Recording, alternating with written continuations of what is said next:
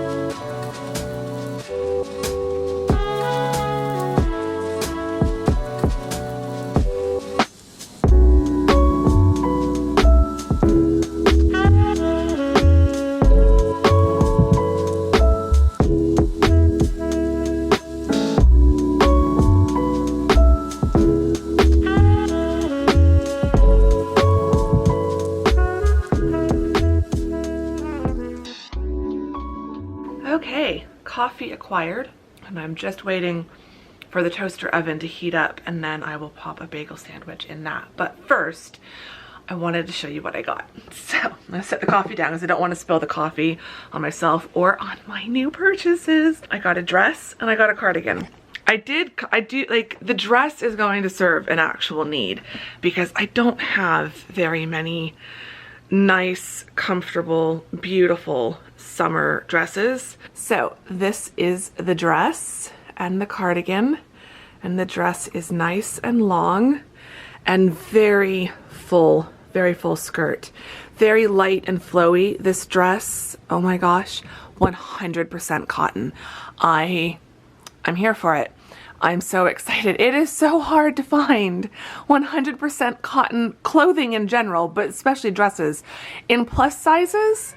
It's almost impossible. And even in the store, this was the only dress I found. Oh, it's got pockets. It's the only dress I found that was 100% cotton. Let me turn this light on so you can see better. That light on. I hate that light with a passion, but it is a little bit dark in here. So this is the dress. I'm in love. Pockets and everything. The only issue, the waist, like it fits so beautiful in the waist with the shirring detail. The neckline is beautiful and perfect.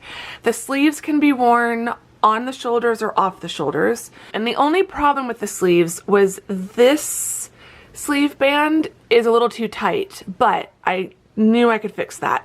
So I came home, got out my seam ripper, and sure enough, this can be tightened or loosened. The elastic isn't sewn like into the casing. There's a casing and the elastic runs through it. So I could make it tighter if I needed, or for me, I can make it looser. Add in some more elastic just to make it bigger so that it'll be snug around my arm, but not tight, because right now it's like tight around my arm and it's a little uncomfortable. But that's the only uncomfortable thing. This dress feels like air. I mean, it just floats around me. It is so lightweight. I am in love. And then the cardigan has these beautiful like tortoiseshell buttons on it. Love it. I love the design of the knit. It's so beautiful. So it's a nice lightweight open knit design. Long sleeves. The sleeves, I mean, they're just gorgeous. And it is so soft. It is so soft. So I'm just thinking, like, In summer, when I'm here in the apartment and the air conditioning is on, I think this cardigan will be really nice and cozy without being too heavy. But in autumn, like as something to throw over my shoulders when it's starting to feel a little bit cool, or like for teaching when the air conditioning might be on and I don't know in the classroom, I think it'll be great for that. But then like winter, I can layer it with a long sleeve shirt underneath and it'll be perfect for some of the warmer Arizona winter days. So yeah, so those are the two things that I got. I'm very happy. As soon as I get these sleeves adjusted, you will be seeing this dress in the vlogs. I am going to live in this dress this summer, I think.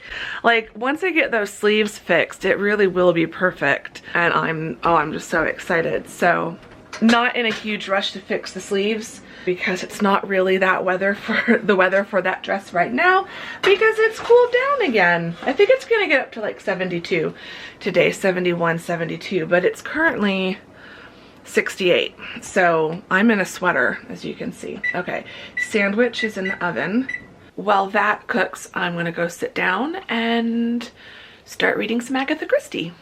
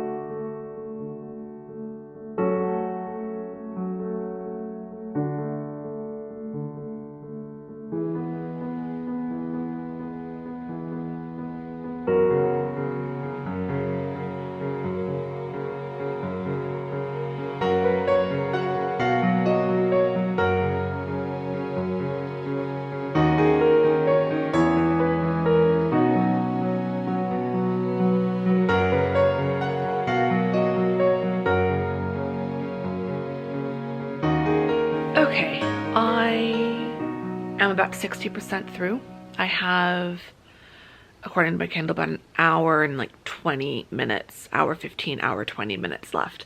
It is 4 o'clock and it has stayed pretty cloudy. So I'm not gonna wait to go for my walk. I'm gonna go for my walk right now so that I'm home by like 5 and then maybe sit down and do some outlining before I have to start thinking about dinner. So yeah, it should be a lovely afternoon. So yeah, it should be gorgeous for a walk. Just been such a lovely, lovely, lovely afternoon.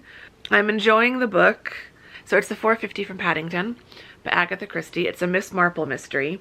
I've seen a lot of Miss Marple TV and film adaptations. Like I'm very familiar with like the whole Miss Marple like vibe, like what it's all about. So it is a bit surprising to me that this is the first one that I'm reading and I'm really enjoying it. Like it's just, they really are kind of the original cozy mystery. Like there's nothing gruesome about them, at least this one. Someone who's read more Agatha Christie can let me know. I might have to start reading some more Agatha Christie. It's also just been a really easy, fast read. There is just something kind of cozy about it. But yeah, I'm really enjoying it. It's been really good. So I will most likely finish this tonight before I go to bed. We'll have to look up which Miss Marple book I want to read next, because I can see myself getting into these. I really can. Anyway, I need to go get changed and get my walking shoes on, and then we'll go out for a lovely afternoon walk. It's definitely going to be cloudy. I don't think there's really any sun out here. Looking pretty consistently gray and cloudy, but we all know that's my favorite weather. So I'm really looking forward to going for a cool, breezy walk in just a few minutes. So let's go.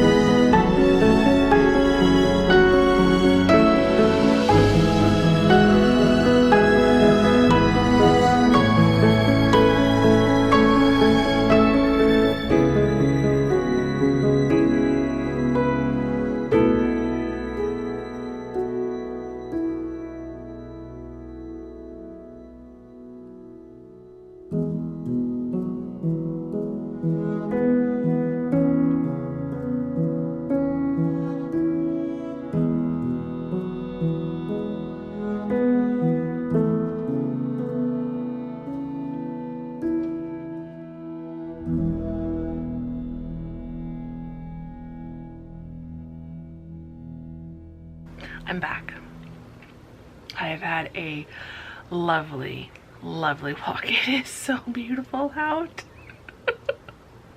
It's so cloudy and cool, very cool and very breezy. Like sitting here by the open window, like it almost feels like I've got a fan on here at my desk. Like it's just a consistent breeze coming in the window. It is fantastic.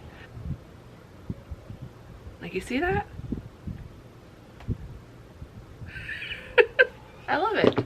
I love it. So yeah, I had a fantastic walk. Walked for about 45 minutes-ish. It's very gray and cloudy, which I love. It's rare that we have.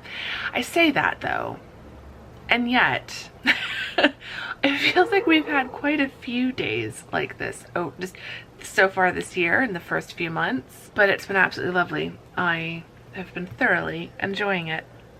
Now I'm back and it is 5:23 and I really wanted to do some bookwork today, but I have been enjoying a day off, if you will, or a weekend off. It's been a bit of a break. I think finishing Across the Pond last weekend was lovely, and I just think my brain has needed a bit more of a break before transitioning straight into Independent Hearts 3. I did a little bit of work last Monday, I think, on the outline, and I know I did a tiny bit of work on Wednesday with some character development. You guys will have seen that in the last vlog. That day just did not go quite as I'd hoped, but that's okay. We have days like that. And then Thursday, nothing happened, and then Friday I was so busy, and then yesterday I just crashed. And today I kind of also just crashed. I slept in, I did a lot of reading. Like, I read 60% of an Agatha Christie novel, so like, there's my day mostly gone. And now I've gone for a walk, which has been lovely, and I wouldn't do today any differently than I did, so I'm not complaining. But now that I sit here at my desk at nearly 5:30, I'm also reminded I've got a vlog that still needs music added onto it. I need to pay my bills tonight. I still need to sort something out for dinner. I need to clean myself up, probably take a shower and wash my hair. Like, should I be sitting here working on bookwork? So I'm gonna try to work until 6 and just do 30 minutes. I currently have something, at least like a half a sentence, written for every chapter except for 3. One of those, I at least know how the chapter will end. So like a few chapters I have an annotation for EOC, end of chapter. So that kind of indicates what the very last like paragraph of the chapter is going to be, and it kind of creates a little mini cliffhanger into the next chapter. So like something big will happen. And I don't do that for every chapter, but it is something I try to do every few chapters or so, just to like keep the momentum moving forward and to not give an easy place for the reader to decide, I'll put it down at the end of this chapter, because if they do that at one of those chapters, they're then going to get to that point and want to keep reading. It is a Sunday. Why is maintenance outside my window? Anyway, I think he's walked around to the front of the building. I'm gonna get to writing or outlining. We'll see what happens. I'm working in Babisco. I'm also going to be listening to some music on Epidemic Sound, because I think I want to download some new music to use for the vlog. So I'm kind of gonna feed two birds with one stone kind of a thing, and see if I can add some more music to the book playlist as well as to the vlog playlist. So we shall see.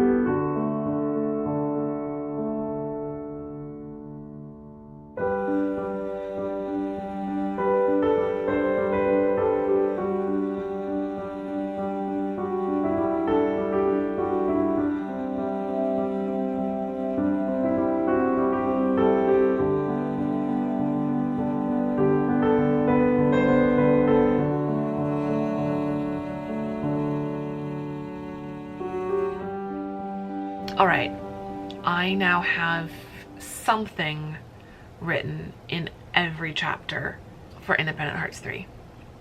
And the ideas are starting to flow. I mean, now that I'm at this point, like, I wish I could show you, but it would give too much away. But now that I have what I have, I can start going through and saying, okay, to get from here to here, what needs to happen? And to get from here to here, what needs to happen? I've got those stepping stones. I've got the big stepping stones. And so now I need to fill in the little stepping stones in between and like start connecting all those dots. We're getting there. I might do some more work on this tonight, but there are other things I need to do first. Like, I need to pay my bills because I know there's one bill that's due tomorrow. So I need to get the bills paid, get cleaned up, get dinner.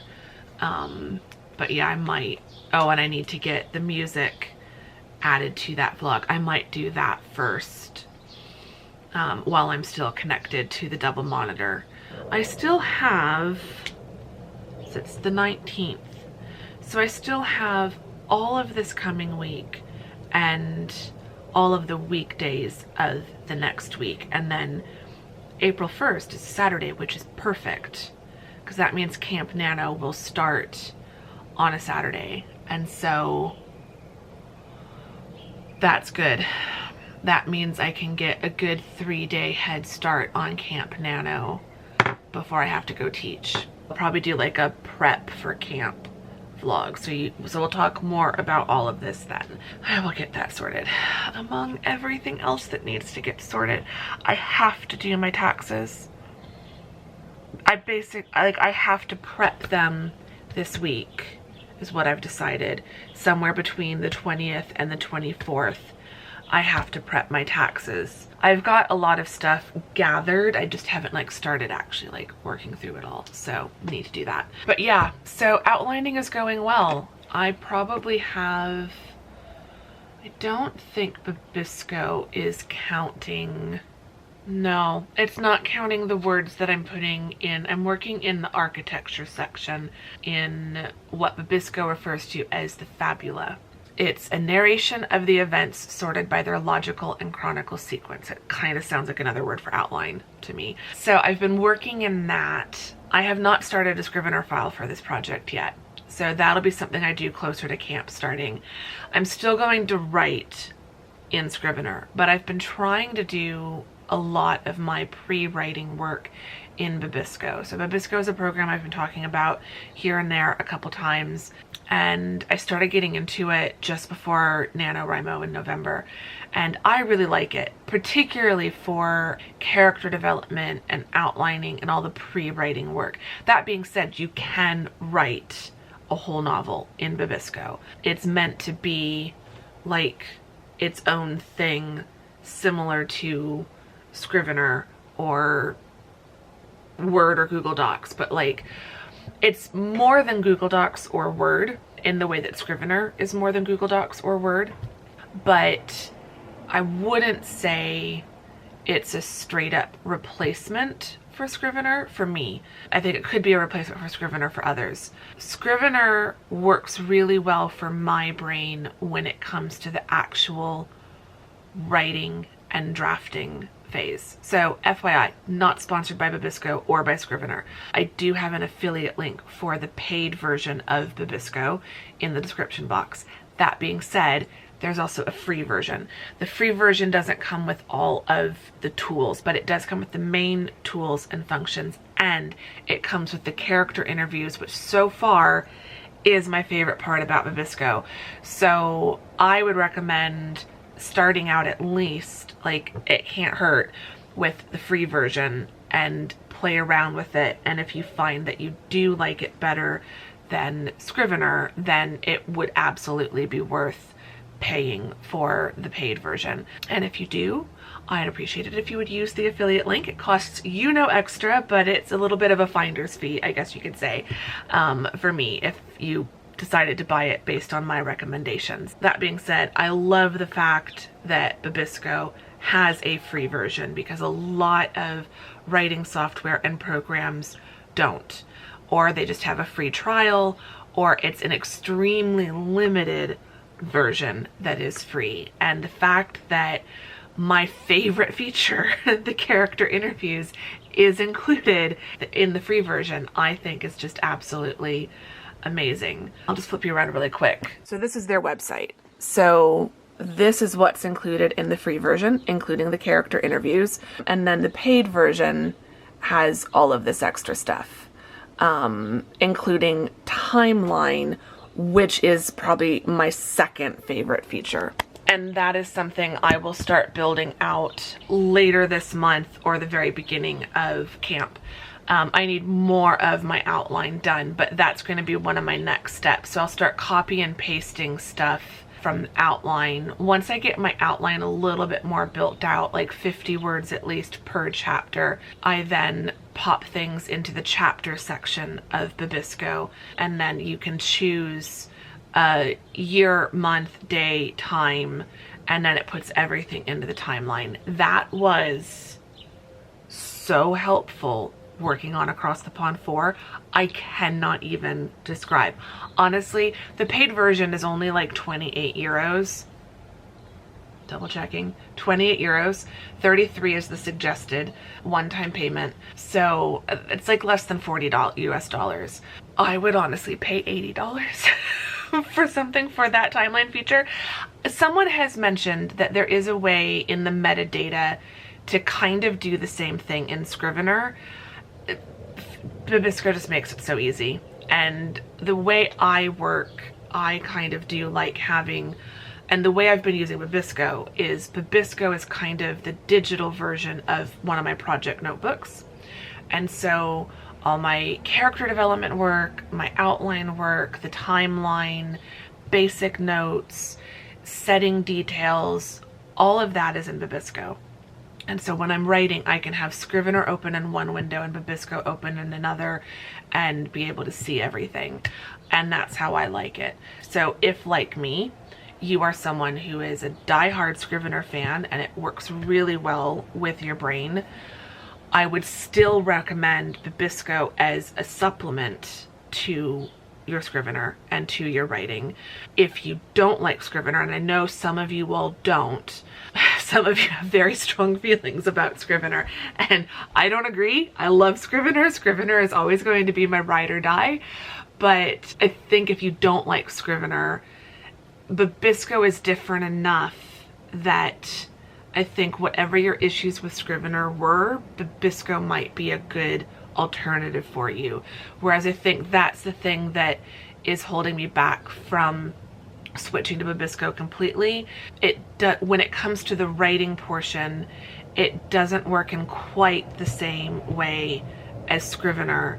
And so Scrivener is kind of where I just feel like I've gotten Scrivener to work really well for me for drafting.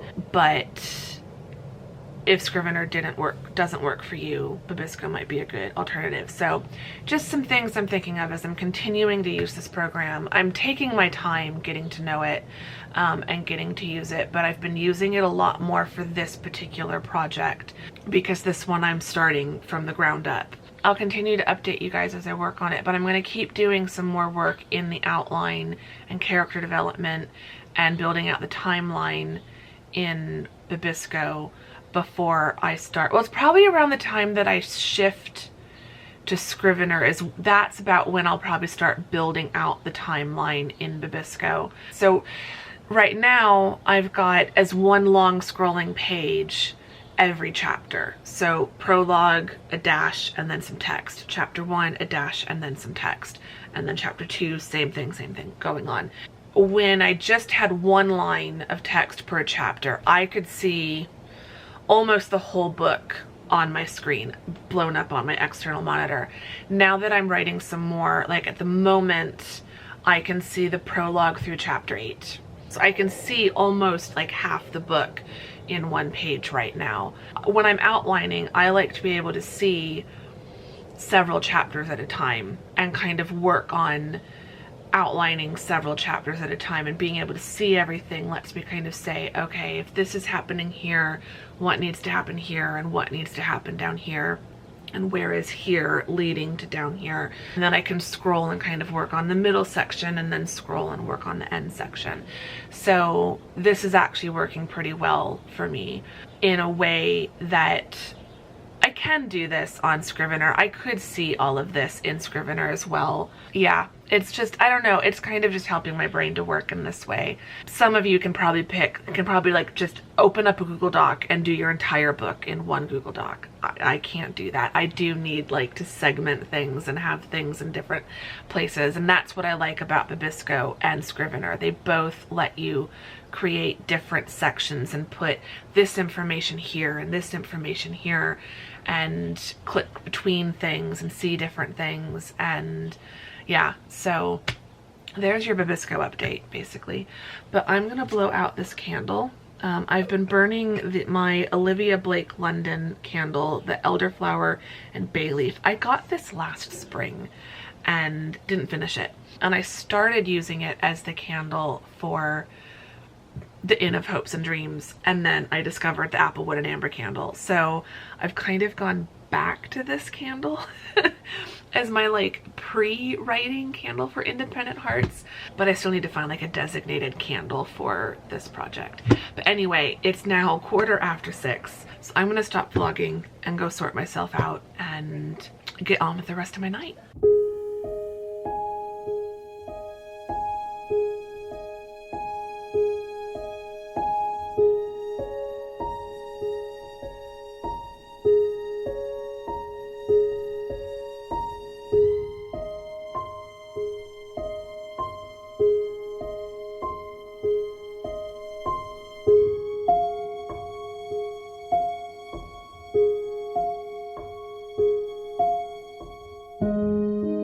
Okay, I've turned my laptop back on just for the light that it gives me sitting here. It is now, oh gosh, 11 p.m. Just a few minutes to 11. It's 10:57. Need to go to bed by midnight. But I really want to finish the Agatha Christie novel. About an hour left, so I'm going to try to finish this. I think I'm going to sit out here for a little bit. I'm just very cozy on my couch. So I want to finish this so that I can start a new book tomorrow. It's been a very luxurious, extravagant day if I've managed to read, if I can manage to read a whole book cover to cover in one day. But yeah, I've already got the next two, well, I've got several books downloaded, but I've got the next 2 library books downloaded to my, one is in my Kindle and one I have to read in the Libby app, which is what I use for my library. But I also bought 2 or 3 books, at least 2, possibly 3, last night on Kindle. I found some books that were just, yeah, no, at least 3. Was it 4? Oh, I'm losing track. So I've got a ton of books. I'm going to read the 2 library books next because those would have to be read in the next 14 days.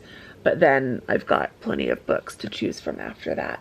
But by borrowing these 3 books today, I have now freed up 3 spots on my holds list. So yeah, I'm just going through a real book binge moment. Like, I just am devouring books.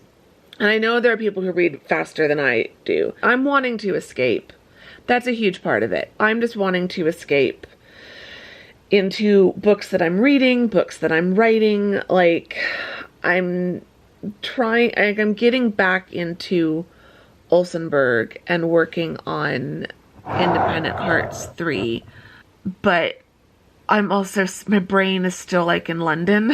I keep thinking about what will become Across the Pond 5. So I just finished 4, but I'm already thinking ahead to 5, and I need to write Independent Hearts 3 first before I can switch back to Across the Pond. And I also need to work on Royal Romance as well. So I'm just, yeah, I can only read 1 book at a time right now. Like, I'm trying to read multiple books. I do have other books that I've started. Like, I still haven't finished Wintering. I have another nonfiction that I've started and I'm not making progress on. So clearly I can only read 1 book at a time at the moment, and I can only write 1 book at a time at the moment. I'm not project hopping and book hopping the way that I've been able to in the past. And yeah, my brain is going in all the different directions. So I think some lo-fi music and a nice cozy mystery book, cozy Agatha Christie book is going to help calm my brain down, I think. And then I will go to bed. I hope you've enjoyed this vlog. If you did, give it a thumbs up, subscribe if you're not subscribed, all of that great stuff. I would really appreciate it. I don't really have a question. I guess give me a book update. What are you reading? You could also let me know if you've read any Agatha Christie. What is your favorite Agatha Christie novel, if you have one? I started with this one just because it sounded interesting, but also because I've not seen an adaptation of it yet. Whereas I feel like some of her other novels, her more famous ones, I've seen like film or TV adaptations, so I would already kind of know what happens. I'm kind of glad that the first one I picked is one that I don't have any previous experience with. So let me know if you read Agatha Christie. I'm gonna get back to reading and then go to sleep, and I will see you all very soon in the next vlog. Thank you very much for watching this one. Bye!